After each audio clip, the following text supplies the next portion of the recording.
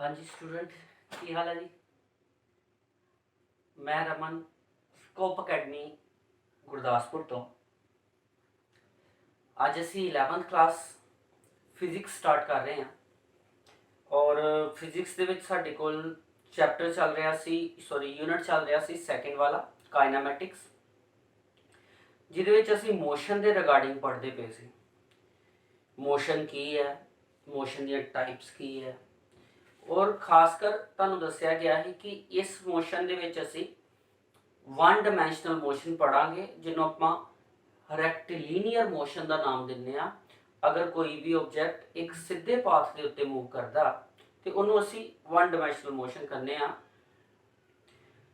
उस तो बाद लास्ट लैक्चर तुहानू दिता गया सी कि किस प्रकार दे नाल साडी फिजिक्स दे विच डिफरेंशिएशन का रोल है, डिफरेंशिएशन की है और डिफरेंशिएशन नाल जुड़े हुए वो फार्मूले यूज किए गए जो कि सीधे तौर के उत्ते साडी फिजिक्स दे विच यूज होने। यह फार्मूले तुहानू स्टार्टअप यूनिट 1 दे विच भी करवाए जा सकते सी, पर फिर भी यूनिट 2 दे इस जगह के उत्ते करवाने का कारण सी कि तुसी इहनू यूज कर सको आने वाले टाइम 'च। थोड़ा यह भी कारण सी पहला ना करवाने का कि तुसी आने वाले टाइम दे विच जदों स्टार्टअप दे विच एक टिपिकल कॉन्सैप्ट शुरू हो जाते हैं फिर इंटरस्ट लॉस कर जाता, तो क्यों ना असी इनू समय के नाल सही तरीके नाल यूज करिए। इस करके मैं यूनिट 2 तक लैके फिर इत्थे आके शुरू करवाया। ठीक है जी। आज लास्ट टाइम पढ़े हुए डिफरेंशिएशन तो उल्ट टर्म है, इस तो बिल्कुल ऑपोजिट, और टर्म का नाम है इंटीग्रेशन। डिफरेंशिएशन और इंटीग्रेशन ਇਹ ਦੋਨੇ ਹੀ मैथमैटिक्स ਦੇ ਵਿੱਚ बहुत नाम रखते हैं और इंटीग्रेशन ਦੇ ਨਾਲ अगर आप गल करिए डिफरेंशिएशन की, ਇਹ ਦੋਨੇ पैरेलल चलते हैं। क्यों पैरेलल चलते हैं? क्योंकि डिफरेंशिएशन और इंटीग्रेशन बिल्कुल एक दूसरे के उलट है। It is the reverse of the differentiation, ਇਹ रिवर्स है बिल्कुल। ठीक है जी। मेरा डस्टर कितने गया? सो इस करके इंटीग्रेशन जो है वो रिवर्स है किस चीज के? डिफरेंशिएशन। तुहानू याद है तुसी वेलोसिटी का फार्मूला किदां कढिया सी? आपां वेलोसिटी नू किदां कढिया सी? डिफरेंशिएशन वाले चैप्टर च असी कढिया सी स्लोप ऑफ द ग्राफ, वो वेलोसिटी ही। और इंस्टंटेनियस वेलोसिटी हो जाए या वेलोसिटी हो जाए, उन्होंने आप कितना एक्सप्लोर करते हैं। सानू पता कि लेट मान लो मैं तुहानू एक रिलेशनशिप देना, S is equal to T square. सानू डिस्प्लेसमेंट दी हुई है और डिस्प्लेसमेंट गिवन है, ठीक है। और डिस्प्लेसमेंट तो असी फाइंड आउट की करना वा, असी पता करना वेलोसिटी, ठीक है।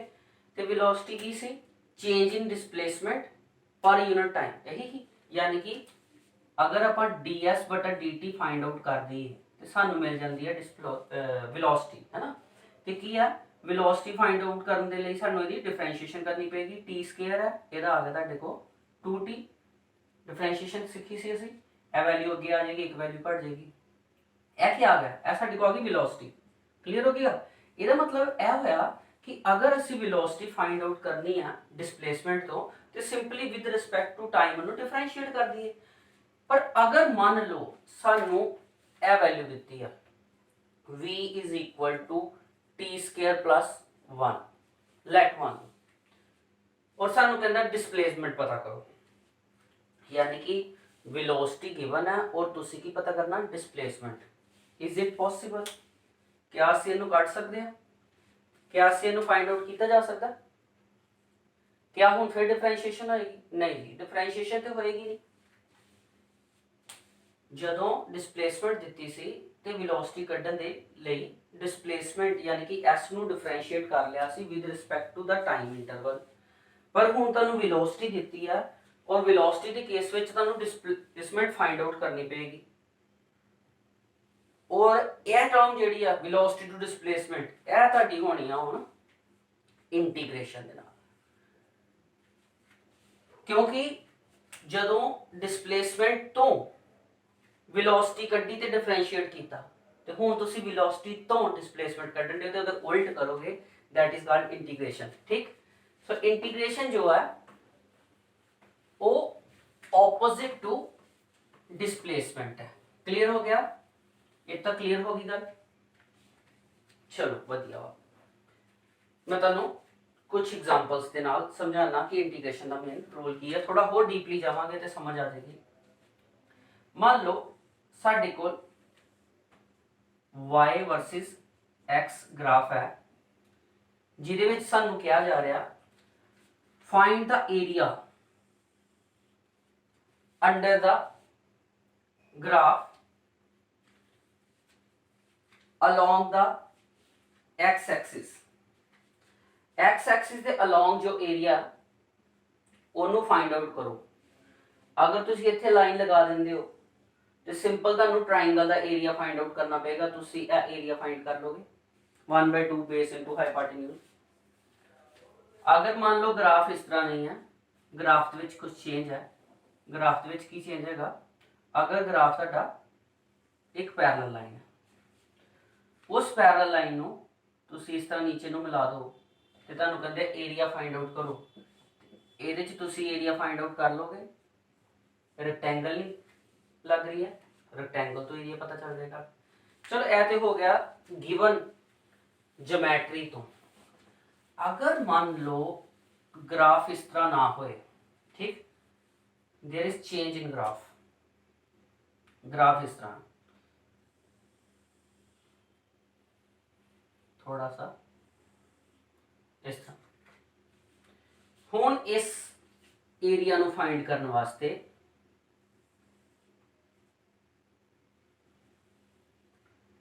एरिया अंडर द ग्राफ आप किस तरह फाइंड करांगे एरिया? इहदे लई ते कोई मैथमेटिक्स फार्मूला यूज नहीं कर सकते ना, मैथ्स का ना इहदे च कोई ट्रायंगल दिखाई दे रही है ना रेक्टेंगल दिखाई दे रही है। फिर की करांगे? फिर आपां इहदे नू डिफाइन करने वास्ते एक लॉजिक लगावांगे। मान लो इस एरिया नू मैं छोटे छोटे हिस्सों में वंड लेना। फॉर एग्जाम्पल एक छोटी जी लेंथ ले ली मैं जिहदी ब्रैथ है सिंपल dx, क्योंकि बहुत छोटी ब्रैथ बहुत छोटा एरिया होता है पर dx बोलते हैं। और यदि हाइट आ जाती है तुहाडे को लेट y1। ठीक, सो यह छोटी जी जी स्ट्रिप तुसी ले ली है, it is just like a strip. ओदा एरिया की आ गया? एरिया आ गया length into breadth, that is length लगा लो y1 ते ब्रेथ की आ गया dx। क्लियर? अगर मैं एक स्ट्रिप होर इत्थे ले ला ते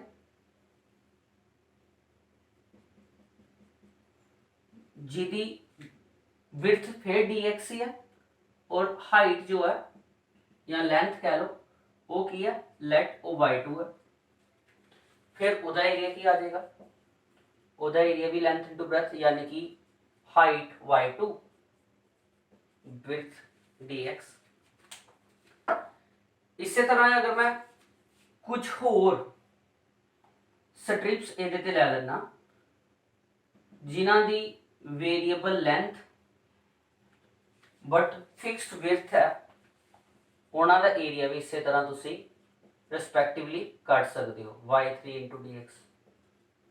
इट मीन्स कि टोटल एरिया फाइंड आउट करने वास्ते यानी कि total area under the graph, total area पूरे ग्राफ दे विच ਇਹ मल्टीपल स्ट्रिप्स दे विच कढिया जा सकदा। y1 y2 y3 y4 y5 up to. अगर मैं सारे एरियाज नू जोड़ देंगा तो मेरा एरिया अंडर द ग्राफ आ जाएगा। ਜਦੋਂ ਆਪਾਂ 10th क्लास ਚ ਵੀ ਤੁਸੀਂ ਕੀਤਾ, ਜਦੋਂ ਆਪਾਂ ਬਹੁਤ ਸਾਰੀਆਂ ਚੀਜ਼ਾਂ ਨੂੰ ਜੋੜਦੇ ਆ ਤੇ ਸਾਰੀਆਂ ਚੀਜ਼ਾਂ ਨੂੰ ਜੋੜਨ ਦੇ ਨਾਲ ਆਪਾਂ ਯੂਜ਼ ਕੀ ਕਰਦੇ ਆ ਸਮੇਸ਼ਨ ਦਾ ਸਾਈਨ। सारे एरियाज ਨੂੰ जोड़िया ਇਹ आ गया ਤੁਹਾਡੇ को y into dx और y सारे है y1 2 3 4 लेट y है गया n टाइम्स। y की वैल्यू कितों शुरू हो रही है, y की वैल्यू शुरू हो रही है यानी n की वैल्यू कितों शुरू हो रही है 1 तो कितों तक n तक, कुछ भी हो सकता है 1 2 3 4 5 6 7 8 9 कुछ भी हो सकता। इट मीन्स टोटल एरिया क्या आ गया, टोटल एरिया ਤੁਹਾਡੇ ਕੋਲ आ गया summation n raise to the power 1 sorry n की वैल्यू 1 रेज टू n तक। ठीक, ये तो क्लियर हो गया डन। पर ਇਹਦੇ ਵਿੱਚ ਇੱਕ ਗੜਬੜ ਹੈ। ਗੜਬੜ ਕੀ ਹੈ, ਅਗਰ ਤੁਸੀਂ ਧਿਆਨ ਨਾਲ ਦੇਖੋ ਇਹ ਕਰਵ ਨੂੰ ਮੈਂ ਇਸ ਤਰ੍ਹਾਂ ਡਰਾ ਉੱਪਰ ਕਰਦਾ ਔਰ ਇਹਦੇ ਏਰੀਆ ਨੂੰ ਅਗਰ ਮੈਂ ਐਕਸਪਲੇਨ ਕਰਦਾ ਇਸ ਕਰਵ ਨੂੰ ਇਸ ਤਰ੍ਹਾਂ, ਇਹਦੇ ਏਰੀਆ ਨੂੰ ਮੈਂ ਇਸ ਸਟ੍ਰਿਪ ਨਾਲ ਡਿਫਾਈਨ ਕਰਦਾ ਤੇ ਮੈਨੂੰ ਰੈਕਟੈਂਗਲ ਦਾ ਏਰੀਆ ਮੈਂ ਤਾਂ ਹੀ ਯੂਜ਼ ਕਰ ਸਕਣਾ ਅਗਰ ਇਹ ਬਿਲਕੁਲ ਇਸ ਤਰ੍ਹਾਂ ਹੁੰਦਾ ਤੇ ਬਰਾਬਰ। ਪਰ ਹਰ ਵਾਰ ਇਹ ਛੋਟਾ ਜਿਹਾ ਏਰੀਆ ਵੱਧਦਾ ਪਿਆ। ਇਟ ਮੀਨਸ ਇਸ ਕਰਵ ਦੇ ਵਿੱਚ ਵੀ ਛੋਟਾ ਜਿਹਾ ਏਰੀਆ ਵਧੇਗਾ, ਇੱਥੇ ਇੱਕ ਟ੍ਰਾਇੰਗਲ ਵੱਧਦੀ ਪਈ ਹੈ। अगर तुसी इत्थे एक एरिया फाइंड आउट करते हो स्ट्रिप बनाते हो तो इत्थे भी तुहाडी एक ट्रायंगल वध जाती है। यानी कि हर स्ट्रिप दे विच एक ट्रायंगल का एरिया इंक्रीज करता वा जो कि नहीं यूज कर सकते आपां इस तरह सीधा ही रैक्टेंगल। सारियां रैक्टेंगल्स थोड़ा ही छोटियां छोटियां हर वार दे विच छोटी छोटी ट्रायंगल, क्योंकि अगर यह एक पैरेलल लाइन हुंदी इस तरह तो पैरेलल लाइन दे विच दोनों एरिया इस स्ट्रिप किदां बनी है रैक्टेंगल के तौर पर बनी है पर पैरेलल नहीं है। यह एक करव है, करव किस तरह की इस तरह जिहदे नाल जिस तरह ही तुसीं स्ट्रिप बनाते हो तो स्ट्रिप बनाने दे उत्ते यह जिहड़ा एरिया इंक्रीज होंदा है ऊपर वाला इहनूं ध्यान देख लो एक ट्रायंगल इंक्रीज कर जाती है जिहदे करके आपां समेशन का साइन यूज नहीं कर सकते। यह जिहड़ी छोटी जी छोटे जिहा मटीरियल छोटा जिहा जिहड़ा साइज शेप का वधदा पिया वा उस साइज करके आपां इहदे च यूज करते हैं एक अलग सिंबल जिन्हों इंटीग्रेशन का सिंबल कहा जाता है। कर्व टाइप सिंबल है ओके और y dx और इंटीग्रेशन कित्थों लैके कित्थों तक, इंटीग्रेशन x की वैल्यू 0 टू लैके x की वैल्यू समथिंग तक कुछ भी हो सकता लेट x की वैल्यू n तक है। It means x start from 0 x up to xn। ठीक, सो इंटीग्रेशन जो है वो एक किस्म का एरिया अंडर द ग्राफ है, area of graph of y with respect to x। ठीक है क्लियर है, इथों इवॉल्व होया और इनू integration of area under curve भी कहा जाता। अगर मान लो मैं एक स्पेसिफिक वैल्यू x1 तो लैके इत्थे ला लो x4 हुंदा इथों तक की वैल्यू फाइंड आउट करदा तो मैनू इंटीग्रेशन करनी पैनी ही integration x start from 1 x goes to 4 and then y dx। so integration की है with respect to अगर ग्राफ देखिए इंटीग्रेशन की है हैगा एरिया जो कि अंडर द कर्व है। अगर डिफरेंशिएशन देखिए तो वो की सी डिफरेंशिएशन के केस विच जे पिछला वीडियो तुसी देखिया बहुत वधिया नहीं देखिया तो देख लो। डिफरेंशिएशन के केस विच डिफरेंशिएशन की सी डिफरेंशिएशन स्लोप सी what is the inclination of the graph ਇਹਦੇ ਵਿੱਚ what is the area under the graph. So integration is the total area under the curve. ठीक है इतना तक समझ आ गया, इन्हें नोटिफाई करो मैं मिटा देना जी। ठीक ते इस तरह तक आ रहा जी ग्राफ छेती छेती कर लो। ठीक है पॉज कर लिया करो जो मैं पीछे हो जाना तो तुसी इनू आराम दे नाल नोट कर लिया करो। ठीक है सो इत्थे थोड़ा जिहा थीम मिलिया थोड़ा जिहा फील मिलिया कि इंटीग्रेशन की है। अच्छा इंटीग्रेशन दो टाइप्स की होंदी है, खैर मैथमेटिक्स से नहीं करना पर फिर भी मैं तुहानू थोड़ा दस देना। इंटीग्रेशन दो टाइप की होंदी है। पहली इंटीग्रेशन है वा कि अगर मैं पूरे का पूरा एरिया अंडर द कर्व पूरा फुल एरिया फाइंड आउट करना विदाउट एनी लोअर वैल्यू और अपर वैल्यू, अगर मान लो कोई भी x वैल्यू स्टार्ट नहीं दी और कोई भी वैल्यू एंड नहीं दी, इस तरह की इंटीग्रेशन आप बोलते हैं indefinite integration. Indefinite there is no fixation सारी की सारी करती हो इंटीग्रेशन। पर अगर नीचे भी कोई वैल्यू दिखती है लेट x इक्वल टू 2 है और x इक्वल टू 4 5 कुछ भी है ऊपर और नीचे, इस तरह की इंटीग्रेशन आप बोलते हैं डेफिनेट इंटीग्रेशन। ठीक है मैथमेटिक्स के विच डिफरेंशिएशन और इंटीग्रेशन अगर देखिए तो अलजेब्रा मैथमेटिक्स के विच बहुत ही बड़ा रोल है। और फील कितों आया इंटीग्रेशन जो है वो ਸਾਰੀਆਂ ਚੀਜ਼ਾਂ ਨੂੰ ਇਕੱਠਾ ਕਰਕੇ ਉਹਨਾਂ ਦਾ ਸਮ ਅਪ ਦੇਣਾ। और डिफरेंशिएशन जो मैं सोचता मैं अपने लिए तुहानू दस देना कि इंटीग्रेशन का मतलब हैगा कि किसी छोटी चीज तो सारिया चीज़ों का सम अप करना। फॉर एग्जाम्पल असी एक बगीचे में एंटर करते हैं, उस बगीचे ते एक पौधे नू देखते हैं, उस पौधे के उत्ते एक पर्टिकुलर फ्रूट लगा वा, लैट फॉर एग्जाम्पल ऑरेंजिस ने लगे हुए ने, ते असी उहदा सम अप कर दिए कि उहदे ते 15 30 जिन्ने भी ऑरेंजिस काउंट करिए ते टोटल एरिया नू बगीचे दे मनदे होए अगर आपां सारे एरिया दे बगीचे दे फ्रूट की कैलकुलेशन करिए ते इनू असी इंटीग्रेशन कह सकते हैं मेरी नज़र दे नाल। उस दे उल्ट डिफरेंशिएशन केस विच की हुंदा, डिफरेंशिएशन केस इससे बिल्कुल उलट है। फील दे लिए तुहानू दस देना कि मान लो तुसी बाहर खलोते हो, टोटल बगीचे का एरिया तुहानू दिता गया, उस बगीचे दे विच अगर तुसी माइक्रोस्कोपिक लैवल दे उत्ते छोटे तो छोटे हिस्से ते जांदे हो और उस छोटे तो छोटे हिस्से ते जाके पता करदे हो कि यह सब तो छोटी वैल्यू की है, सब तो छोटी आइडेंटिटी की है, इट मीनस ए दी डिफरेंशिएशन हो गई। होप सो इदां ही है, ठीक।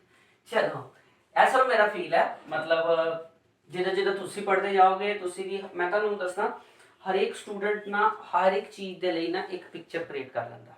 मैं तुहानू एग्जाम्पल देना, फॉर एग्जाम्पल कैलकुलेशन की गल करिए, कुछ स्टूडेंट कैलकुलेशन च बहुत ज़्यादा माहिर होंगे ने और उन्होंने महारत इन्नी ज़्यादा होंगी है कि वो अपने हाथ में बनते अखा थोड़ा जिहा इदा करते हैं तो कैलकुलेशन करके दस देंगे इन्नी वैल्यू आ गई। कुछ स्टूडेंट अपने हथों का इस्तेमाल करते हैं तो हथों के उत्ते काउंट करते हैं। कुछ स्टूडेंट जोड़े आ वो हाथ से या किते लिख के कैलकुलेशन करते हैं और कुछ स्टूडेंट बहुत ही ब्रीफ मैथड के नाल सारी चीज़ नू लिखना ते लिख के पसंद करते हैं। पर मैं चारे प्रकार के स्टूडेंट और हर प्रकार के स्टूडेंट के काम की की कहते रिस्पैक्ट करना। रिस्पैक्ट क्यों? क्योंकि देखो बेटा मेन मतलब तो यही है साढ़े रिजल्ट्स आ जाए, असी सक्सैसफुल हो जाइए किसी भी तरह की स्टडी।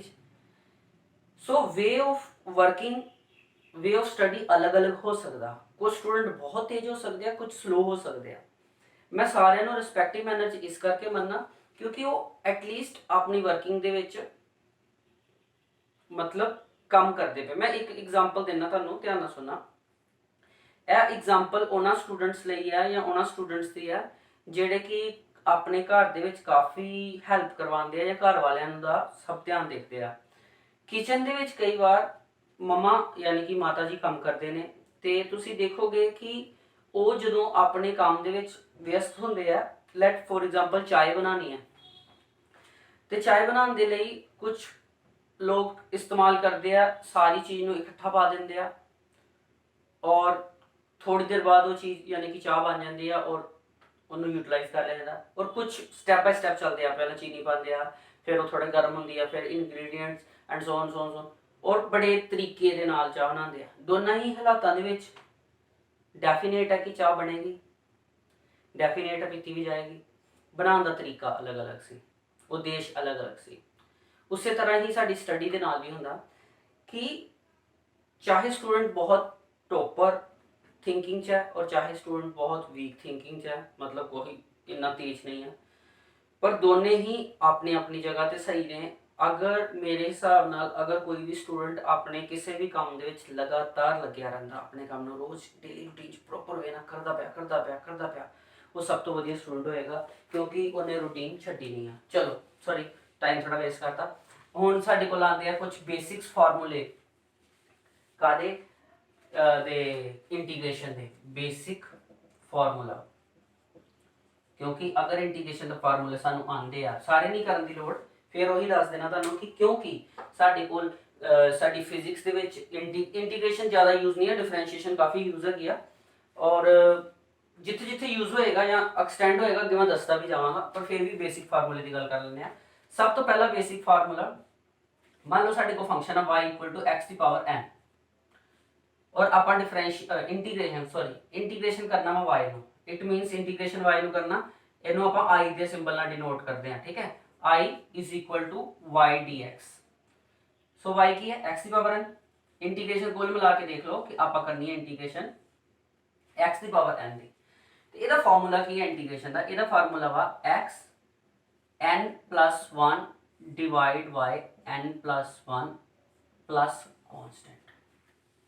मैं एक बार डिफरेंशिएशन ਇਹਦੇ ਸਾਹਮਣੇ ਲਿਖ ਦਿੰਨਾ। डिफरेंशिएशन ਦਾ ਵੀ ਆਪਾਂ ਇਹੀ ਰੂਲ ਕੀਤਾ ਸੀ ਜਿਹਦੇ ਵਿੱਚ ਆਪਾਂ ਕੀਤਾ ਸੀ dy/dx x ਦੀ ਜਦੋਂ y ਦੀ ਵੈਲਿਊ ਦਿੱਤੀ ਹੈ ਤੁਹਾਡੇ ਕੋਲ x ਦੀ ਪਾਵਰ n ਸੇਮ ਹੀ। ਹੁਣ ਅਗਰ ਆਪਾਂ ਨੂੰ ਡਿਫਰੈਂਸ਼ੀਏਟ ਕਰਨਾ ਹੈ ਤੇ ਡਿਫਰੈਂਸ਼ੀਏਸ਼ਨ ਦੇ ਕੇਸ ਵਿੱਚ y with respect to x differentiate ਕਰੀਏ ਤੇ ਇਹ ਤੁਹਾਡੇ ਕੋਲ ਆਏਗਾ nx n-1। ਹੁਣ ਮੈਂ ਤੁਹਾਨੂੰ ਦੱਸਦਾ ਕਿ ਮੈਂ ਕਿਹਾ ਡਿਫਰੈਂਸ਼ੀਏਸ਼ਨ और इंटीग्रेशन एक दूजे ਦੇ ਰਿਵਰਸ ਹੈ ਕਿਸ ਤਰ੍ਹਾਂ ਤੁਹਾਡੇ ਸਾਹਮਣੇ ਹੈ। ਡਿਫਰੈਂਸ਼ੀਏਸ਼ਨ ਦੇ ਕੇਸ ਵਿੱਚ ਜਿਹੜੀ ਟਰਮ ਉੱਤੇ ਐਕਸਪੋਨੈਂਟ ਵਾਲੀ ਸੀ ਉਹ ਅੱਗੇ ਆ ਕੇ ਮਲਟੀਪਲਾਈ ਹੋ ਜਾਂਦੀ ਸੀ और ਐਕਸਪੋਨੈਂਟ ਵਾਲੀ ਟਰਮ ਦੇ ਵਿੱਚ ਇੱਕ ਵੈਲਿਊ ਡਿਕਰੀਜ਼ ਕਰ ਜਾਂਦੀ ਹੈ। ਇੰਟੀਗ੍ਰੇਸ਼ਨ ਦੇ ਕੇਸ ਵਿੱਚ ਕੀ ਹੁੰਦੀ ਆ ਕਿ ਇੱਕ ਵੈਲਿਊ ਪਹਿਲਾਂ ਇੰਕਰੀਜ਼ ਕਰਦੀ ਹੈ और जो इंक्रीज हुई वैल्यू है ਉਹਦੇ ਨਾਲ नीचे डिवाइड ਹੁੰਦਾ ਵਾ। ਉਧਰ ਮਲਟੀਪਲਾਈ ਹੋਇਆ और वैल्यू डिक्रीज हुई, इधर डिवाइड होया और वैल्यू इंक्रीज हुई और सम सॉर्ट ऑफ कांस्टेंट। एक कांस्टेंट की रहंदा वा इंटीग्रेशन क्योंकि प्रॉपरली इंटीग्रेशन एक एस्टिमेशन होंदी है ना। इंटीग्रेशन मैं ਤੁਹਾਨੂੰ ਪਹਿਲਾਂ ਦੱਸਿਆ एक एरिया ਨੂੰ इंटीग्रेट करना एक एस्टिमेशन होंदी है। वो एस्टिमेशन ਨੂੰ एक्यूरेट ਕਰਨ ਦੇ ਲਈ ਆਪਾਂ c कांस्टेंट ਦਾ ਇਸਤੇਮਾਲ ਕਰਦੇ ਹਾਂ। ठीक है। डिफरेंशिएशन के केस विच कांस्टेंट जिहड़ा सी वो एलिमिनेट कर दिता जाता ही। डिफरेंशिएशन होने तो बाद उसकी वैल्यू 0 कर दी जाती है। किसी भी कांस्टेंट की वैल्यू अगर डिफरेंशिएट करते हैं तो 0 होती है। इंटीग्रेशन में ये बिल्कुल उल्ट होता और असी एक कांस्टेंट खुद तो क्रिएट कर लेंगे। ठीक समझ आ गया? यह तुहाडी जनरल टर्म है। इनू एग्जाम्पल के पा के देखते हैं ज़्यादा तेजी ना समझ आना। फॉर एग्जाम्पल साढ़े को x² dx ਇਹਦੀ इंटीग्रेशन करनी है तो किस तरह करांगे x ਇਹ n होया n ਦੇ ਵਿੱਚ एक ऐड करता यानी कि 2 + 1 डिवाइड बाय n+1 यानी कि 2 + 1 ਇਹ आ गया ਤੁਹਾਡੇ को x³/3। मल्टीपल वैल्यू ले जाओ समझ आई जाने। x की वैल्यू चलो √x कर लेने थोड़ा टिपिकल टर्म कर लेने √x dx ਇਹਦੀ इंटीग्रेशन कर देते यानी कि ਇਹਦਾ मतलब होया x की वैल्यू 1/2 dx की इंटीग्रेशन हो रही है विच एक प्लस होएगा। इंटीग्रेशन जो हो जानी है तो असी इंटीग्रेशन का साइन हटा लें और dx का साइन भी हट जाता। x की वैल्यू 1/2 + 1 डिवाइड बाय 1/2 + 1 यह जो भी आ जाएगा आई थिंक आ जाएगा x की वैल्यू 3/2 डिवाइड बाय 3/2। इट मीनस तुसी इंटीग्रेशन दे विच डिफरेंशिएशन तो उलट चलते हो और एन वाली टर्म्स उत्ते प्लस होंदी है और नीचे डिवाइड होंदी है। जल्दी नाल लिख लो।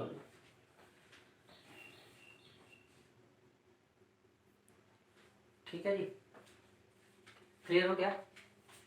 जनरली ये फिर जनरल फार्मूला निकल के आया साढ़े सामने उन्होंने आप अलग तो नोट कर लें क्योंकि फार्मूले ही तो नोट करने हैं। ठीक बेसिक फार्मूला का टेबल की आ गया पहला आप कर लिया x की power n dx is equal to चीज ध्यान रखना कि n जो है वो -1 के इक्वल नहीं होना चाहिए इंटीग्रेशन के इस केस क्योंकि x अगर -1 आ जाएगा तो -1 + 1 0 हो जाएगा and anything divide by 0 not definable. ठीक है। Next formula integration of 1/x dx यदि इंटीग्रेशन है log e of x plus constant. ठीक है याद है तुहानू log x दी डिफरेंशिएशन 1/x से हुण 1/x दी इंटीग्रेशन log x आ गई। सो एक दूजे के रिवर्स या ऑपोजिट अपने आप को दसते पे। नेक्स्ट फार्मूला वा e दी पावर x dx। e दी पावर x dx दी डिफरेंशिएशन की सी e दी पावर x और इंटीग्रेशन के केस विच भी है सेम वैल्यू ही देगी। सो ए सेम है दोनों के केस विच ना तो e दी पावर x की इंटीग्रेशन हो सकती है ना डिफरेंशिएशन। हाँ अगर मान लो तुहाडे कोल कल्ली वैल्यू है dx, अगर मैं कल्ली वैल्यू dx का डिफरेंशिएट इंटीग्रेट करना, ठीक, तो डिफरेंट इंटीग्रेट करके तुहाडे को आ गया कांस्टेंट सॉरी x, dx की इंटीग्रेशन जो है वो होंदी है x plus c any constant, value fill up करके लिखिए। या फिर तुहानू कोई मल्टीपल दे दिता नाल, एग्जांपल के तौर के उत्ते इंटीग्रेशन 5x स्क्वायर dx, इनू किस तरह करना, यदि इंटीग्रेशन करने के लिए 5 कांस्टेंट बाहर कढ़ लेना, ठीक है, इंटैग्रल के नाल जो भी चीज़ कांस्टेंट उन्होंने बाहर कढ़ लिया और x स्क्वायर की आप कर देनी है इंटीग्रेशन, और वो आ गई 5x की पावर 3/3 प्लस 1 ऊपर ऐड कर दिता, नाल ही डिवाइड भी कर देना। सिंपल है ना, कोई टिपिकल नहीं। सो पहला इन्ने फार्मूले लिखो, मैं फिर अगे करवाना। सिर्फ जनरल फार्मूले ही है जेडे कि इन फ्यूचर साडे को यूज आएंगे। क्लियर होगी गल?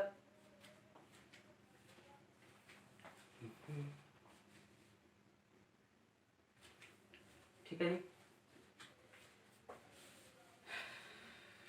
कर लिया नोट?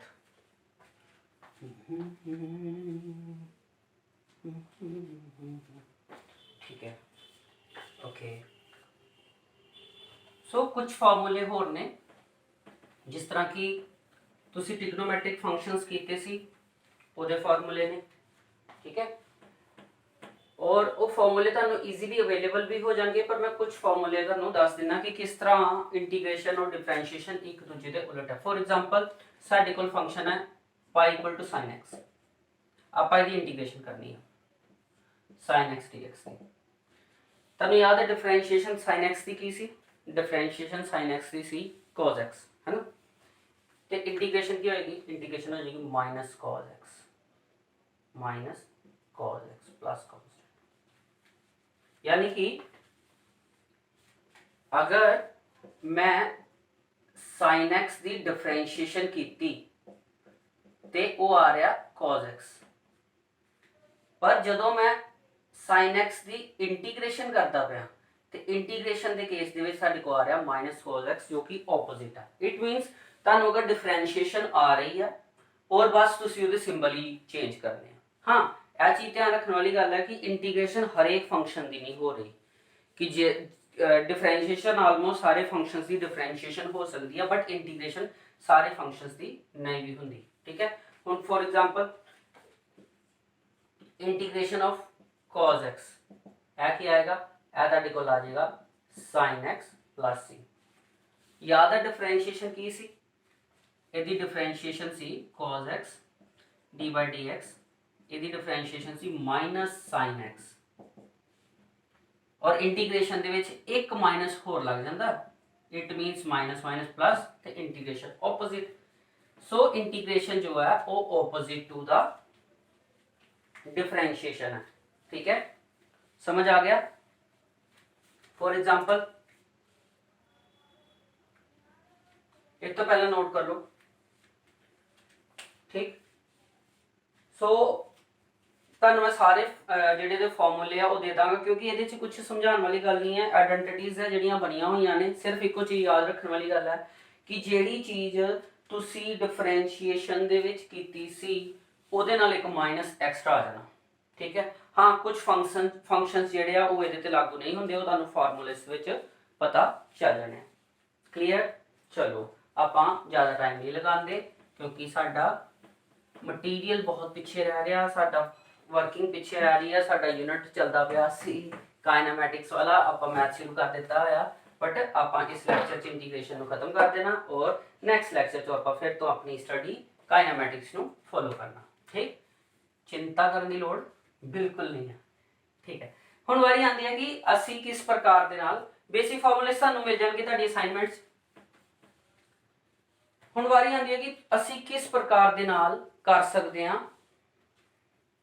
इन्हां नू कंप्लीट, किस प्रकार दे नाल इंटीग्रेशन दे विच साडे कोल यूज हुंदा मैथमैटिक्स। आपां किहड़े रूल्स दे नाल, जिस तरह डिफरेंशिएशन विच u इंटू v मैथड लगाया सी, क्या इहदे विच भी u इंटू v है? इहदे विच अगर फॉर एग्जांपल साडे कोल आ जांदी है टर्म इंटीग्रेशन करो x square plus sine x d x दी, यानी कि अगर साडी कोई इहो जिहा फंक्शन है जिहड़े फंक्शन दे विच सानू उन्होंने कहा कि y की वैल्यू दी है x square plus sine x, तो तुसी y नू इंटीग्रेट करना, तो फिर उस वेले आपां किस तरह करांगे इंटीग्रेशन। उस वेले इंटीग्रेशन करने का तरीका कि दोने टर्म्स नू अलग अलग इंटीग्रेट कर लो जिन्हां च प्लस और माइनस पे है ईजीली। यदि इंटीग्रेशन करती एक्स 3/3 साइन एक्स की इंटीग्रेशन माइनस कॉस एक्स और नाल कांस्टेंट लगाना ना भूलियो। हाँ, अगर मान लो तुहाडे को कुछ इदां दी टर्म्स होण जिन्हां टर्म्स दे नाल इंटीग्रेशन दे नाल लिमिट्स भी दित्तियां होण, फॉर एग्जांपल इंटीग्रेशन आ जाए एक्स स्क्वायर लिमिट 2 to 4, ठीक, ਆਪਾਂ इस टर्म की मान लो इंटीग्रेशन करनी है तो ਉਹਦੇ ਲਈ ਕੀ ਕਰਦੇ ਆਪਾਂ, ਉਹਦੇ ਵਿੱਚ ਉਸ ਕੇਸ ਵਿੱਚ ਸਭ ਤੋਂ ਪਹਿਲਾਂ ਤੁਸੀਂ इंटीग्रेशन सिंपलीफाइड कर ली, एक्स स्क्वायर की इंटीग्रेशन आ गई एक्स 3/3, क्लियर, और लिमिट्स ਨੂੰ इस तरह लिखता 2 and 4, ठीक। बाद ਵਿੱਚ ਕੀ ਕਰਨਾ ਹੁੰਦਾ, ਇਹ ਲਿਮਿਟ ਨੂੰ ਇਹਦੇ ਵਿੱਚੋਂ ਪਾਸ ਕਰਵਾਉਣਾ, ਪਹਿਲਾਂ 4 ਨੂੰ ਵਿੱਚ ਲਿਖਣਾ x ਦੀ ਵੈਲਿਊ x ਦੀ ਜਗ੍ਹਾ ਤੇ 4 ਦਾ ਕਿਊਬ ਬਾਈ 3 माइनस फिर विच माइनस लेके फिर लोअर लिमिट ਨੂੰ ਵਿੱਚੋਂ पास कराना 2 ਦੀ वैल्यू 3/3 और जो भी आंसर आ जाएगा, यानी कि और लिमिट के केस ਵਿੱਚ बाद ਵਿੱਚ ਤੁਹਾਨੂੰ ਪਿੱਛੇ कांस्टेंट लगाने की जरूरत नहीं है, यानी कि ਜਿਹੜਾ लिमिट वाला केस ਹੋਏਗਾ ਜਿਹਨੂੰ मैं बोलिया कि ਇਹ ਤੁਹਾਡਾ डेफिनेट इंटैग्रल है, डेफिनेट इंटैग्रल ਦੇ ਵਿੱਚ ਤੁਸੀਂ इंटीग्रेशन ਉਸੇ तरह ही करनी है। इंटीग्रेशन करने तो बाद ਜਿਹੜੀ लिमिट्स ਦੀਆਂ वैल्यूज ने ਉਹਨੂੰ x ਦੀ वैल्यू चो पास करवा देना और यह चीज साडे काम आनी है, ठीक, क्लियर हो गया। ऐ समझ आ गया कि अगर तुहाडे को दो या दो तो बाद फंक्शन आपस एड अप हो रहे होण या सबट्रैक्ट हो रहे होण ते आपां उन्हां नूं अलग अलग करके भी इंटीग्रेशन कर सकते हैं। करो इन्हूं नोट फिर के चलने हैं। सो तुहाडे कोल इत्थे कंप्लीट कर लिया तुसीं नोट, ठीक है ठीक है ठीक है ठीक है ठीक है।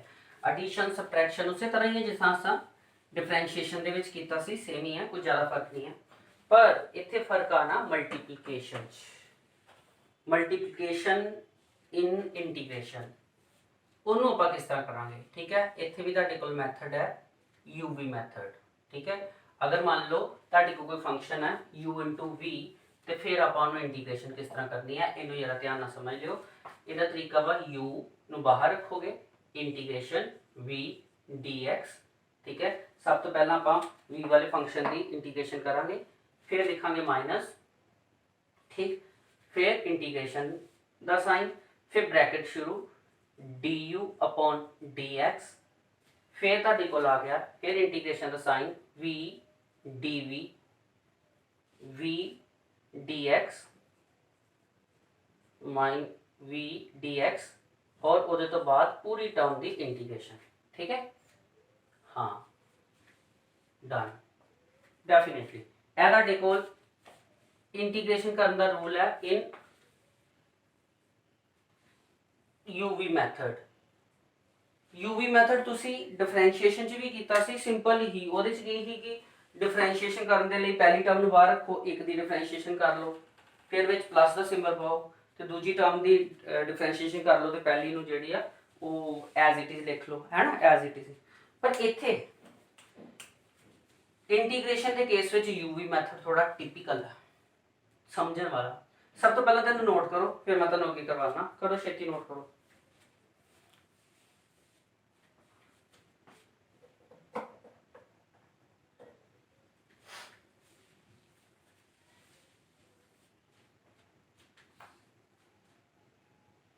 हाँ जी, हो गया, डन, पॉज कर लिया करो, ठीक है। देखो यूवी की है, यूवी मतलब तुहाडे कोल दो फंक्शन होंगे, कोई भी शायद एक एक्स हो सकता, एक साइन हो सकता, एक एक्स स्क्वायर हो सकता, एक कोस हो सकता, कुछ भी हो सकता, दो फंक्शन कोई भी अलग अलग, ठीक। की किया जाएगा, सब तो पहला पहले फंक्शन नूं अलग रख लिया गया तो दूजे फंक्शन की इंटीग्रेशन करती, ओके, फिर विच माइनस का सिंबल और integration of the whole term. देखो इत्थे होल टर्म हो रही है इंटीग्रेशन। इंटीग्रेशन सब तो पहला फंक्शन जिहदी आपां इंटीग्रेशन नहीं की, आइसोलेट रखिया है, ਉਹਦੀ डिफरेंशिएशन कर दो। लो जी ਇਹਦੇ ਵਿੱਚ डिफरेंशिएशन भी होनी है और ਉਹਦੇ ਤੋਂ ਬਾਅਦ फिर multiply with integration again of the second function and whole जो भी तुहाडा रिजल्ट आ जांदा ਉਹਦੀ इंटीग्रेशन करोगे। ठीक है, इन्हू मैं तुहानू एक एग्जांपल ना करके दसा फिर तुहानू छेती समझ आएगी। फॉर एग्जांपल है x sin x dx। Okay, ये इंटीग्रेशन करने जा रहे हैं। x की है u और sin x की है v। क्लियर? ओके, x है तुहाडे कोल u, यानी कि आ रहेगा बाहर, इत्थे करदा बिल्कुल इत्थे u x बाहर डेफिनेटली, और integration of sin x dx मैं आज करांगा नहीं, सिर्फ लिखांगा उन्होंने उस फॉर्मेट माइनस इंटीग्रेशन का वड्डा जिहा साइन ब्रैकेट शुरू डिफरेंशिएशन ऑफ फर्स्ट टर्म, यानी कि तुहाडे कोल डिफरेंशिएशन होने जा रही है x की। Okay, definitely multiply with integration of second term, फिर तो इंटीग्रेशन का दी sin x दी, और जो भी रिजल्ट आ जाएगा एंड विच ओदी फिर तो एक बार इंटीग्रेशन होनी है। चलो आओ करते हैं। x एज इट इज ही रह गया। sin x दी हुणे दसिया इंटीग्रेशन की होंदी है, sin x की इंटीग्रेशन है माइनस cos x। क्यों जी, बिल्कुल सही है। फिर विच माइनस का साइन रखा, डिफरेंशिएशन ऑफ x 1 ही आएगी, लिखने की लोड़ नहीं सी, पर फिर भी अपन फॉर्मेट से लिखा 1, और integration of sin x minus cos x। ठीक, और सारी की सारी टर्म की हजे इंटीग्रेशन होनी है, इंटीग्रेशन का सिंबल नाल चलता पाया। क्या आ गया तुहाडे कोल, आ गया तुहाडे कोल minus x cos x, minus symbol बाहर आने देने, और इत्थे इंटीग्रेशन देखो, इत्थे इंटीग्रेशन तुहाडे कोल होएगी, अगर है माइनस सिंबल नूं अंदर बाहर लै जाइए तो माइनस माइनस की बाहर आ जाएगा plus integration of 1 into this one that is cos x dx, है ना। एक ही आ गया देखो माइनस एक्स cos x और integration of cos x that is sin x, और इहदे नाल कोई भी सिंबल माइनस का नहीं आएगा। क्लियर? सो ए तुहाडे कोल आ गई integration of function x sin x। ठीक, ए फार्मूला ना भूलियो, इनू नोट डाउन पहला कर लो, अलग तो लिख लो, क्योंकि तुसीं 2-3 बार वैल्यूज ਨੂੰ ਜਦੋਂ ਦੇ ਜੋ ਪਾਸ ਕਰਵਾਓਗੇ ਤਾਂ ਤੁਹਾਡੇ ਕੋਲ ਰਿਜ਼ਲਟ ਆਏਗਾ। ਹਾਂ, ਇੱਕ ਚੀਜ਼ ਮੈਂ ਕਲੀਅਰ ਕਰ ਦਿਆਂ, ਅਸੀਂ ਮੈਥਸ ਨਹੀਂ ਕਰਦੇ ਪਏ, ਜਿਹਦੇ ਕਰਕੇ ਮੈਨੂੰ ਵੀ ਇੰਨਾ ਜ਼ਿਆਦਾ ਡੈਪਥ ਕਰਾਉਣ ਦੀ ਲੋੜ ਨਹੀਂ ਹੈ, ਬਟ ਫਿਰ ਵੀ ਇਹ ਫੰਕਸ਼ਨ ਇੱਕ ਸਟੈਂਡਰਡ ਫੰਕਸ਼ਨ ਹੈ। ਇੰਟੀਗ੍ਰੇਸ਼ਨ ਕਰਾਂਗੇ ਤੇ ਇੰਟੀਗ੍ਰੇਸ਼ਨ ਵਿੱਚ ਐਡੀਸ਼ਨ ਹੋਏਗੀ ਤੇ ਮਲਟੀਪਲੀਕੇਸ਼ਨ ਵੀ ਤੇ ਹੋਏਗੀ, ਔਰ ਜਦੋਂ ਮਲਟੀਪਲਾਈ ਹੋਏਗਾ ਇੰਟੀਗ੍ਰੇਸ਼ਨ ਵਿੱਚ ਉਸ ਵੇਲੇ ਆ ਫਾਰਮੂਲਾ ਯੂਜ਼ ਵਿੱਚ ਆਏਗਾ। ਇੱਥੇ ਇੱਕ ਛੋਟਾ ਜਿਹਾ ਡਾਊਟ ਹੈ, ਜੇ ਤੁਸੀਂ ਤੁਹਾਡੇ ਧਿਆਨ ਚ ਆਇਆ ਹੋਏ, ਉਹ ਡਾਊਟ ਕੀ ਹੈ, देखो जो आप u इंटू v मैथड लाया सी डिफरेंशिएशन, उस मैथड दे विच इन डिफरेंशिएशन पहली बार पहला फंक्शन बाहर आया सी ते एक दी डिफरेंशिएशन होएगी, फिर प्लस दूजा फंक्शन बाहर आया ही ते दूसरे दी डिफरेंशिएशन होएगी। क्योंकि दोनों दे विच प्लस ही ते इहदे नाल कोई फर्क नहीं पै रहा सी कि तुसी u किनू मन्निया ते v किनू मन्निया, क्योंकि दोनों विच एडिशन है, 2 + 3 भी 5 हुंदे आ और 3 + 2 भी 5 हुंदे आ, कोई प्रॉब्लम नहीं। इस विच प्रॉब्लम सी ਇਹਦੇ 'ਚ ਤੁਸੀਂ ਜੇ ਧਿਆਨ ਨਾਲ ਦੇਖੋ ਤੇ ਇੱਕ ਟਰਮ ਜਿਹੜੀ ਆ ਉਹ ਡਿਫਰੈਂਸ਼ੀਏਟ ਹੋ ਰਹੀ ਆ ਔਰ ਉਹ ਪਹਿਲੀ ਵਾਰੀ ਹੋਏਗੀ, ਦੂਜੀ ਵਾਲੀ ਟਰਮ ਕਿਤੇ ਵੀ ਡਿਫਰੈਂਸ਼ੀਏਟ ਨਹੀਂ ਹੋ ਰਹੀ, ਔਰ ਸਿੰਬਲ ਦਾ ਵੀ ਫਰਕ ਪਏਗਾ ਕਿਉਂਕਿ ਮਾਈਨਸ ਸਿੰਬਲ ਹੈ, ਉਸ ਕੇਸ ਵਿੱਚ ਪਲੱਸ ਸੀ। ਇੰਟੀਗ੍ਰੇਸ਼ਨ ਦੀ ਇਸ ਟਰਮ ਨੂੰ ਆਪਾਂ ਬਾਈ ਪ੍ਰੋਡਕਟ ਮੈਥਡ u * v ਇਨ ਇੰਟੀਗ੍ਰੇਸ਼ਨ ਦੇ ਨਾਮ ਨਾਲ ਤੇ ਜਾਣਦੇ ਆ, ਇਹਨੂੰ ਇੰਟੀਗ੍ਰੇਸ਼ਨ ਬਾਈ ਪਾਰਟਸ ਵੀ ਰੂਲ ਕਿਹਾ ਜਾਂਦਾ, ਇੰਟੀਗ੍ਰੇਸ਼ਨ ਬਾਈ ਪਾਰਟਸ ਇਹ ਵੀ ਕਿਹਾ ਜਾਂਦਾ। ठीक है, इस केस दे विच तुहाडे कोल u कौन रहेगा और v कौन रहेगा, इहदे लई एक रूल है, और उस रूल का नाम हैगा आइलेट। याद रखियो आइलेट। थोड़ा ही समझावांगा क्योंकि अगे तुहाडे काम आएगा। इस फॉर्मेट के हिसाब नाल फंक्शन देख लेना तुहाडा कौन सा है, आई इनवर्स फंक्शन, जिद्दां साइन इनवर्स कोस इनवर्स, इहनूं बोलदे आ I function. Trigonometric inverse function, L की होएगा डेफिनेटली लॉगरिथमिक फंक्शन, ए तुहाडा अलजेब्रिक फंक्शन, ਲੋਗਰਿਥਮਿਕ ਫੰਕਸ਼ਨ ਵਿੱਚ log ਹੋਏਗਾ ਤੇ ਅਲਜੈਬਰਿਕ ਵਿੱਚ ਸਿੰਪਲ ਹੈ ਜਿਹੜਾ ਇਹ ਅਲਜੈਬਰਿਕ ਹੀ ਹੈ ਨਾ, x x square x cube under route x ਇਹ ਸਭ ਕੁਝ ਅਲਜੈਬਰਿਕ। t ਟ੍ਰਿਗਨੋਮੈਟ੍ਰਿਕ ਫੰਕਸ਼ਨ ਇਹ ਤੁਹਾਡਾ ਟ੍ਰਿਗਨੋਮੈਟ੍ਰਿਕ ਫੰਕਸ਼ਨ ਹੈ। ਔਰ e ਕੀ ਆ, e ਤੁਹਾਡਾ ਐਕਸਪੋਨੈਂਟ ਫੰਕਸ਼ਨ ਹੈ, e ਦੀ ਪਾਵਰ x। ਹੁਣ ਇਸ ਸੀਰੀਜ਼ ਦੇ ਹਿਸਾਬ ਨਾਲ ਦੋ ਫੰਕਸ਼ਨ ਤੁਹਾਡੇ ਕੋਲ ਅਗਰ ਕੋਈ ਵੀ ਆਉਂਦੇ ਆ, ਤੁਹਾਡੇ ਕੋਲ ਇਹਨਾਂ ਚ ਕਿਹੜੇ ਦੋ ਫੰਕਸ਼ਨ ਆ, x ਵਾਲਾ ਫੰਕਸ਼ਨ और sin x है, यानी कि अलजेब्रिक है और ट्रिग्नोमेट्रिक है। देखो अलजेब्रिक ट्रिग्नोमेट्रिक क्योंकि अलजेब्रिक a पहला वा t बाद चों इस करके u आप मन्निया इन। अगर ਤੁਹਾਡੇ ਕੋਲ log x वाली वैल्यू ਹੁੰਦੀ with x ਤੇ ਫਿਰ ਤੁਹਾਡਾ log x ਜਿਹੜਾ ਹੀ u ਦਾ ਰੋਲ ਅਦਾ ਕਰਦਾ। ਠੀਕ ਹੈ, ਸਮਝ ਆ ਗਿਆ। ਅਗਰ ਤੁਹਾਡੇ ਕੋਲ एक्सपोनेंट वाली वैल्यू किसी नाल भी आ जाती है तो एक्सपोनेंट ऑलवेज जेड़ा वा वो बाद विच ही आएगा। सो यह चीज मैं तुहानू दसी कि इंटीग्रेशन बाय पार्ट्स विच यानी कि u into v method which u और v कोई भी नहीं हो सकते, उस रूल के हिसाब नाल हो सकते। और रूल याद रखियो, इनू लिख लो आईलेट। तुसी 11th क्लास विच हो और यह चीज 12th विच ते बहुत ज्यादा बार आती है। ਜੇ ਹੁਣੇ ਕਰ ਲੋਗੇ ਤੇ ਵਧੀਆ ਰਹੇਗਾ। ਬਾਇਓ ਜਿਨ੍ਹਾਂ ਦੇ ਬਾਇਓਲੋਜੀ ਸਟੂਡੈਂਟ ਨੇ ਉਹਨਾਂ ਲਈ ਥੋੜੀ ਮੁਸ਼ਕਿਲ ਹੋ ਸਕਦੀ ਹੈ ਕਿਉਂਕਿ ਮੈਥਮੈਟਿਕਸ ਤੋਂ ਤੇ ਪਹਿਲਾਂ ਹੀ ਛੁਟਕਾਰਾ ਪਾਇਆ ਸੀ ਤੇ ਸਰ ਮੈਥਸ ਦੀ ਕਲਾਸਿਸ ਲਗਾਉਣੀਆਂ ਸ਼ੁਰੂ ਕਰ ਦਿੱਤੀਆਂ ਸਰ ਨੇ।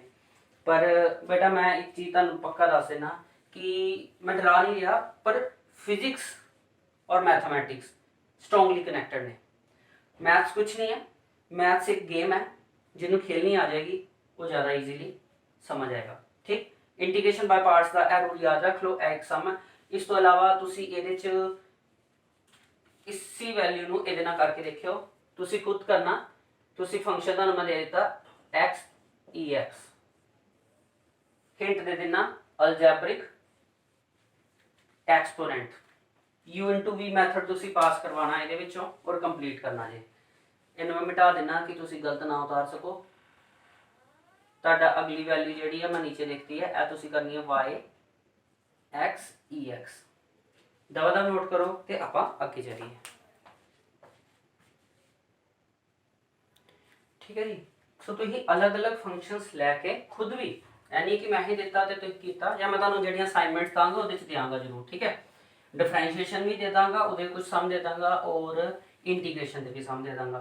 ਤੁਸੀਂ अलग-अलग फंक्शंस लेके ਤੁਸੀਂ ਇਹਨਾਂ ਨੂੰ सॉल्व खुद करना और देखना कि क्या बाय पार्ट्स रूल ਤੁਹਾਡਾ ਜਿਹੜਾ ਉਹ फॉलो ठीक हो रहा, रिजल्ट्स अच्छे आ रहे हैं, समझ आ रही है। चलो अगर हम मान लो थोड़ा जिहा होर अगे चलते हैं, ठीक है, छेती ना खत्म करते हैं। मान लो साडे कोल इंटीग्रेशन ऑफ आ जाता cos 2x dx। ठीक है, ਹੁਣ ਸਾਨੂੰ cos x ਦੀ ਇੰਟੀਗ੍ਰੇਸ਼ਨ ਤੇ ਪਤਾ ਹੀ ਇਹ cos 2x ਕੀ ਹੋ ਗਿਆ।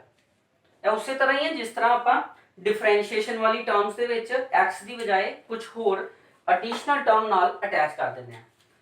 ਸੋ ਸਿੰਪਲ ਇਹਨੂੰ 2x ਨੂੰ ਕੀ ਮੰਨਣਾ, x ਹੀ ਮੰਨ ਕੇ ਚੱਲਣਾ ਤੇ ਇਹਦੀ ਇੰਟੀਗ੍ਰੇਸ਼ਨ ਕੀ ਆਣੀ ਹੈ cos x ਦੀ ਇੰਟੀਗ੍ਰੇਸ਼ਨ ਹੁੰਦੀ ਹੈ sin x ਯਾਨੀ ਕਿ sin 2x ਔਰ x ਨਾਲ ਲੱਗੀ ਹੋਈ ਹੈ ਜਿਹੜੀ ਟਰਮ ਹੈ ਪੂਰੀ 2x, ਇਹਦਾ ਜਿਹੜਾ ਡਿਫਰੈਂਸ਼ੀਅਲ ਪਾਰਟ ਹੈਗਾ ਦੀ ਡਿਫਰੈਂਸ਼ੀਏਸ਼ਨ ਕਰ ਦੇਣੀ ਹੈ ਤੇ ਡਿਫਰੈਂਸ਼ੀਏਸ਼ਨ ਕਰਕੇ ਉਹਨੂੰ ਨੀਚੇ ਲਿਖ ਦੇਣਾ प्लस कांस्टेंट। यानी कि पहले इंटीग्रेशन करनी है और यह जो फार्मूला जिन्होंने तुसी x मन्निया सी ओदी तुसी डिफरेंशिएशन करके नीचे लिख देना है। ठीक है, आओ एक एग्जांपल होर लेने हैं। For example integration sin 4x dx इस तरह कर लेंगे। हुण sin दी इंटीग्रेशन की है माइनस cos x आप इनू x ही मन्निया पूरा 4x और इस पूरी टर्म दी डिफरेंशिएशन थल्ले कर देना। बस लो एक होर कर लो, इंटीग्रेशन ऑफ e दी पावर 2x dx। ठीक, ਇਹਦੀ ਇੰਟੀਗ੍ਰੇਸ਼ਨ ਕੀਤੀ ਤੇ ਕੀ ਆ ਗਿਆ, ਇਹਦੀ ਇੰਟੀਗ੍ਰੇਸ਼ਨ ਆ ਗਈ ਤੁਹਾਡੇ ਕੋਲ ਸੇਮ ਹੀ e ਦੀ ਪਾਵਰ 2x ਹੀ, ਪਰ ਫਰਦਰ ਇਹਦੀ ਤੁਸੀਂ ਡਿਫਰੈਂਸ਼ੀਏਸ਼ਨ ਕਰਨੀ ਹੈ ਤੇ 2x ਦੀ ਡਿਫਰੈਂਸ਼ੀਏਸ਼ਨ ਜੋ ਵੀ ਆਏਗੀ ਉਹਨੂੰ ਨੀਚੇ ਉਹਦੇ ਨਾਲ ਡਿਵਾਈਡ ਕਰ ਦੇਣਾ। ਕਲੀਅਰ ਹੋ ਗਈ ਗੱਲ। ठीक है, और देख लो इंटीग्रेशन sin x की पावर 2 + 1 dx किस तरह का यदि इंटीग्रेशन यदि आ गई sin की इंटीग्रेशन की माइनस cos है, अगर मैं x की तरह ट्रीट किया तो इसी तरह लग जाएगा x² + 1। फर्दर ਇਹ ਵਾਲੀ ਟਰਮ ਦੀ ਡਿਫਰੈਂਸ਼ੀਏਸ਼ਨ ਥੱਲੇ ਆ ਜਾਣੀ ਹੈ। x ਦੀ ਪਾਵਰ 2 ਦੀ ਡਿਫਰੈਂਸ਼ੀਏਸ਼ਨ ਹੁੰਦੀ ਹੈ 2x ਪਲੱਸ ਕਾਂਸਟੈਂਟ ਤੇ 0 ਹੀ ਹੈ ਦੀ ਡਿਫਰੈਂਸ਼ੀਏਸ਼ਨ प्लस c कांस्टेंट। समझ आ रही है? For example integration of cos x की पावर 2 ex into dx। ठीक, हुण इहदी इंटीग्रेशन की है cos x की इंटीग्रेशन होंदी है sin ऑफ x यानी कि सेम वैल्यू। ओके, और इस टर्म की डिफरेंशिएशन नीचे डिवाइड करनी है यानी कि x की पावर 2 2x और e की पावर x की डिफरेंशिएशन e की पावर x प्लस कांस्टेंट। यानी कि फंक्शन अगर ਤੁਹਾਡਾ x ना हो के 2x x क्यूब ये वो कुछ भी है ते तुसी ओदी फर्दर डिफरेंशिएशन करके नीचे डिवाइड कर देना उस वैल्यू ਨੂੰ। ठीक है, इन्हें भी करो नोट।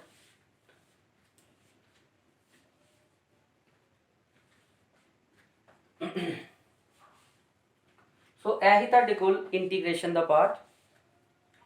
इंटीग्रेशन ਦਾ खैर कोई की करने की बहुत डेप्थ है, अगे बहुत कुछ है इंटीग्रेशन च, पर मेरा ख्याल है कि इत्थों तक ही है जो सानू चाहिए, जो साडी रिक्वायरमेंट है। इंटीग्रेशन के बेसिक फॉर्मूले याद रखने वाले वो मैं तुहानू असाइनमेंट से दे दांगा, ट्रिग्नोमेट्रिक भी ते दूजे भी। डेफिनेट ते इनडेफिनेट ये दोनों ही आने हैं। डेफिनेट इंटीग्रेशन भी आनी है ਜਿਹਦੇ ਵਿੱਚ ਆਪਾਂ ਲਿਮਿਟਸ ਪਾਸ ਕਰਵਾਉਣੀਆਂ और 12th ਵਿੱਚ ਬਹੁਤ ਜ਼ਿਆਦਾ ਵਾ। ਸੋ ਇਸ ਕਰਕੇ ਇੰਟੀਗ੍ਰੇਸ਼ਨ ਨੂੰ ਇੱਕ ਵਾਰ ਚੰਗੀ ਤਰ੍ਹਾਂ ਦੇਖ ਲੈਣਾ। ਤੁਹਾਡੀ ਬੁੱਕ ਦੇ ਵਿੱਚ ਛੋਟੇ ਛੋਟੇ ਫਾਰਮੂਲੇ ਔਰ ਛੋਟੇ ਛੋਟੇ ਸਮ ਦਿੱਤੇ ਹੋਏ ਨੇ, ਤੁਸੀਂ ਉਹਨੂੰ ਸੋਲਵ ਕਰ ਸਕਦੇ ਹੋ। ਠੀਕ ਹੈ, ਔਰ ਅਸਾਈਨਮੈਂਟ ਦੇ ਵਿੱਚ ਤੇ ਮੈਂ ਉਹਨਾਂ ਨੂੰ ਦਵਾਂਗਾ ਹੀ। ਠੀਕ, ਮੇਰੇ ਖਿਆਲ ਨਾਲ ਤੁਸੀਂ ਨੋਟ ਕਰ ਲਿਆ ਹੋਣਾ ਅੱਜ ਤੱਕ।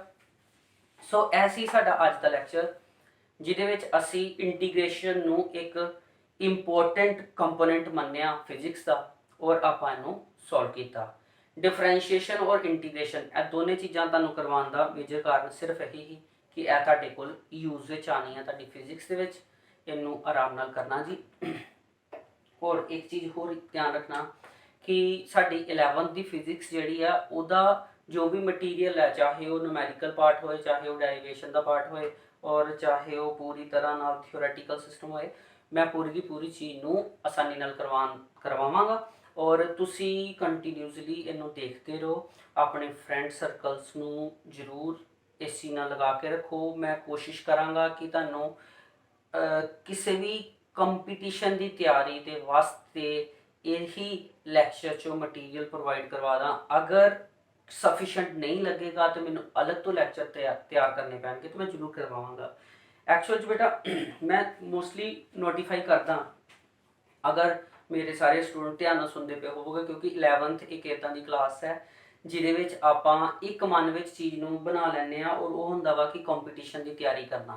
और कुछ स्टूडेंट या कई बार पेरेंट्स भी इस चीज़ नूं कहंदे आ कि असीं क्यों ना अपने स्टूडेंट नूं यानी कि अपने बच्चे नूं क्यों ना 11th और 12th क्लास विच ही किसी कंपीटीशन की तैयारी वास्ते किसी स्पैशल ट्रेनिंग नूं ज्वाइन करवा दईए।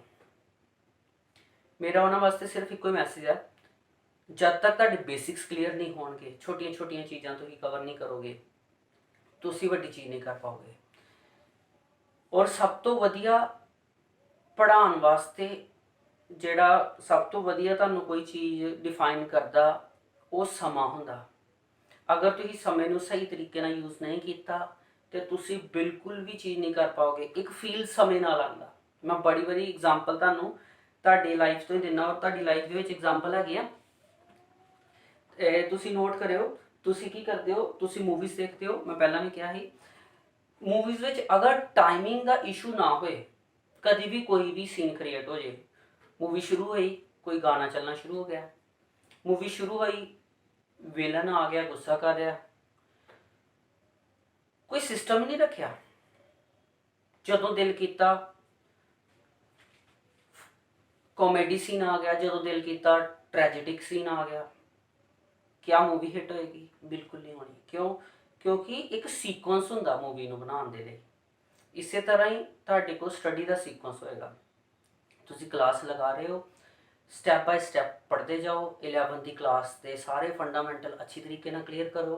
तुहानूं कोशिश होए कि उहदे छोटे क्वेश्चन जो back side of the lecture back side of the unit ਦਿੱਤੇ ਆ ਉਹਨੂੰ ਪੜ੍ਹ ਲਓ, ਤੁਹਾਡੇ ਕੰਮ ਆਣਗੇ।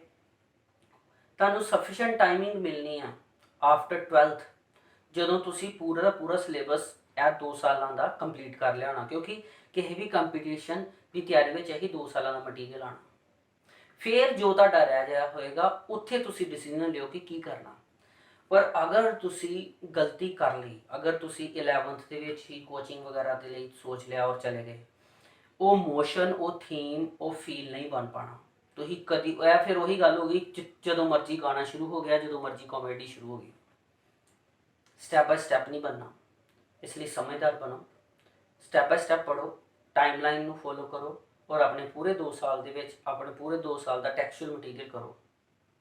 ਮੈਂ ਬਹੁਤ ਸਾਰੇ ਇਹੋ ਜਿਹੇ ਲੋਕ ਜਾਣਦਾ ਜੋ ਕਿ ਕੰਪੀਟੀਸ਼ਨ ਤਿਆਰੀ ਵਾਸਤੇ ਬਾਅਦ ਵਿੱਚ 2-2 3-3 ਸਾਲ ਡ੍ਰੌਪ ਕਰਦੇ ਨੇ, ਉਹਦਾ ਕੋਈ ਫਾਇਦਾ ਨਹੀਂ। और प्रॉब्लम ਉਹਨਾਂ ਦੀ ਸਿਰਫ 11th-12th ਹੀ ਹੋਏਗੀ। 11th-12th ਵਿੱਚ ਘੱਟ ਪੜ੍ਹਨਾ, ਸੀਕੁਐਂਸ ਵਾਈਜ਼ ਨਾ ਪੜ੍ਹਨਾ, ਇਹ ਇਸ ਚੀਜ਼ ਦੀ ਪ੍ਰੋਬਲਮ ਬਣਦੀ ਹੈ। ਤੁਹਾਡੇ ਕੋਲ ਬਹੁਤ ਸੋਹਣਾ ਟਾਈਮ ਹੈ, ਆਪਣੇ ਆਪ ਤੇ ਭਰੋਸਾ ਰੱਖੋ, ਆਪਣੇ ਟੀਚਰਸ ਤੇ ਭਰੋਸਾ ਰੱਖੋ, ਆਪਣੀ ਬੁੱਕਸ ਤੇ ਭਰੋਸਾ ਰੱਖੋ, ਤੁਸੀਂ ਬਹੁਤ ਅੱਗੇ ਜਾ ਸਕਦੇ ਹੋ ਸਿਰਫ ਇੱਕ ਪ੍ਰੋਪਰ ਤਰੀਕੇ ਨਾਲ ਸਟੈਪ ਬਾय ਸਟੈਪ ਸਟੱਡੀ ਕਰਕੇ। ਇਸ ਕਰਕੇ ਬਹੁਤ ਜ਼ਿਆਦਾ ਸ਼ਫਲਿੰਗ ਕਰਨ ਦੀ ਜ਼ਰੂਰਤ ਨਹੀਂ ਹੈ। मेरी गल में एक बार फिर तो ध्यान ना सुन लो, कंपीटिशन की तैयारी करने वास्ते किसी भी स्पैसिफिक कोर्स ਨੂੰ ज्वाइन करने की बजाय क्यों ना असी पहला 11th और 12th ਨੂੰ बहुत अच्छे तरीके ਨਾਲ करिए। मैं बहुत सारे ਇਹੋ ਜਿਹੇ स्टूडेंट जानना जो कि ड्रॉप करके अपनी रैगूलर स्टडीज़ ਨੂੰ ਕਿਸੇ कंपीटिशन की तैयारी ਵਿੱਚ ਲੱਗ ਗਏ और बाद ਵਿੱਚ ਉਹਨਾਂ ਦੇ ਇਸ ਕੰਮ ਦਾ ਅਸਰ ਉਹਨਾਂ ਦੀ 11th और 12th ਦੇ ਸਕੋਰ ਦੇ ਉੱਤੇ ਵੀ ਹੋਇਆ।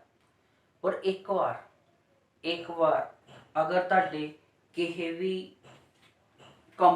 एग्जामिनेशन सिस्टम ਦੇ ਵਿੱਚ ਤੁਸੀਂ ਥੋੜਾ ਜਿਹਾ ਡਾਊਨ ਚਲੇ ਜਾਂਦੇ ਹੋ ਨਾ, ਥੋੜਾ ਜਿਹਾ ਵੀ ਡਾਊਨ ਚਲੇ ਜਾਂਦੇ ਹੋ, ਤੇ ਉੱਥੇ ਇਹ ਸਮੱਸਿਆ ਤੁਹਾਨੂੰ ਦੇਖਣ ਨੂੰ ਆਉਂਦੀ ਹੈ ਕਿ ਤੁਸੀਂ ਬਾਅਦ ਵਿੱਚ ਗਰੋ ਅਪ ਨਹੀਂ ਕਰ ਪਾਉਂਦੇ, ਕਿਉਂਕਿ ਦਿਮਾਗ ਦੇ ਵਿੱਚ ਇੱਕ ਟੈਨਸ਼ਨ ਆ ਜਾਂਦੀ ਹੈ ਕਿ ਮੇਰਾ ਸਕੋਰ ਘੱਟ ਹੋਇਆ।